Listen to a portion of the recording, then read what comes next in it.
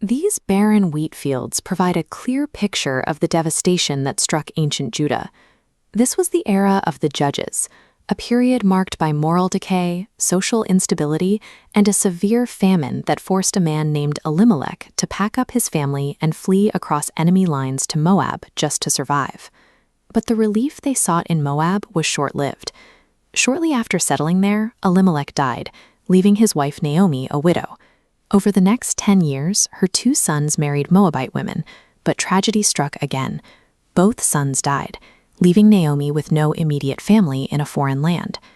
In this society, Naomi's situation was a death sentence. Without a husband or sons, a woman had no legal status, no physical protection, and no way to earn a living. She faced an immediate plunge into absolute vulnerability. When Naomi heard the famine in Judah had lifted, she decided to return to Bethlehem. She urged her daughters-in-law, Ruth and Orpah, to stay behind in Moab. Returning to their mother's houses was their only chance to find new husbands and secure their own futures. Naomi had left her home to find life, but she was returning stripped of everything that made life possible. She was heading back to her people entirely empty, carrying the weight of her losses and an uncertain future.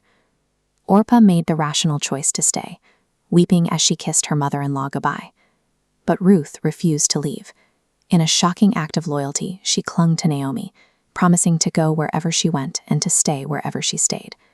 This choice required Ruth to sever every tie to her past. She abandoned her homeland, her culture, and her gods to embrace an unseen God and a life of poverty as a foreigner in Israel. She was trading a safe life in Moab for the struggle of an outsider. When they arrived in Bethlehem, the town was stirred by Naomi's appearance. The grief had aged her.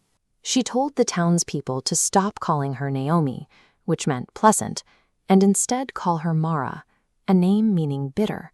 She believed her life had been stripped of joy by the hand of God. They arrived at the start of the barley harvest, but they had no land to reap and no grain in storage.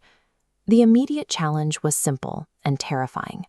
How would 2 widows, one broken by grief, the other a despised outsider, find enough food to survive the day? Ruth's decision to stay placed her exactly where she needed to be. As the 2 women entered Bethlehem for the harvest, her willingness to work offered the first real possibility of survival for Naomi's empty household. Ruth did not wait for help. She chose to glean, a practice where the poor followed behind harvesters to pick up the leftovers.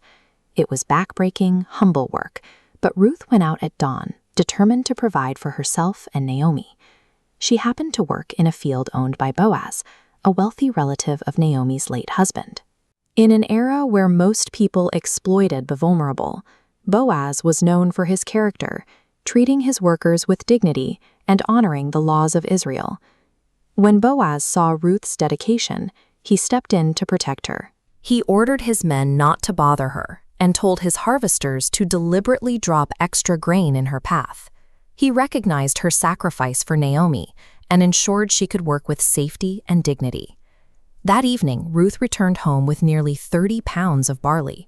It was an overwhelming amount of grain that Naomi immediately recognized as more than just good luck. This provision began to heal Naomi's bitterness. The combination of Ruth's hard work and Boaz's quiet integrity proved that hope was still possible, even in the middle of their loss. This family tree illustrates a crucial Israelite law, the kinsman redeemer.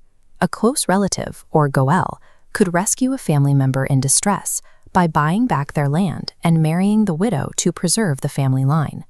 Naomi realized that Boaz was one of these redeemers. Naomi devised a plan for Ruth to approach Boaz at the threshing floor. By lying at his feet while he slept, Ruth was performing a symbolic act. She was asking Boaz to spread his cloak over her, a culturally specific request for marriage and legal protection. Boaz was moved by her request and agreed to help, but he noted a legal complication. There was another relative closer in line who held the first right to redeem Naomi's estate. Until that man declined, Boaz could not act.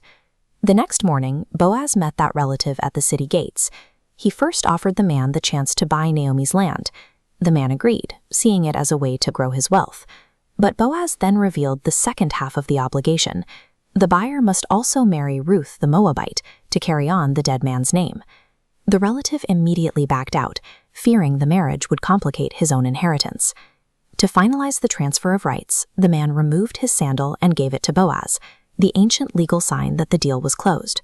Ruth's vulnerability and Boaz's navigation of the law secured a permanent future for Naomi's family line. By following these cultural protocols, they moved from the threat of starvation to a position of legal and social security.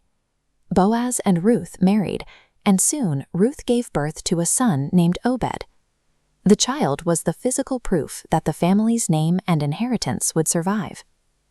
The woman who had arrived in Bethlehem, hunched and frail, now held new life in her arms. Naomi's bitterness was replaced by joy as she nursed her grandson.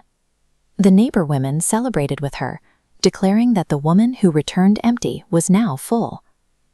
The significance of this birth reached far beyond Bethlehem. Obed fathered Jesse, who fathered King David.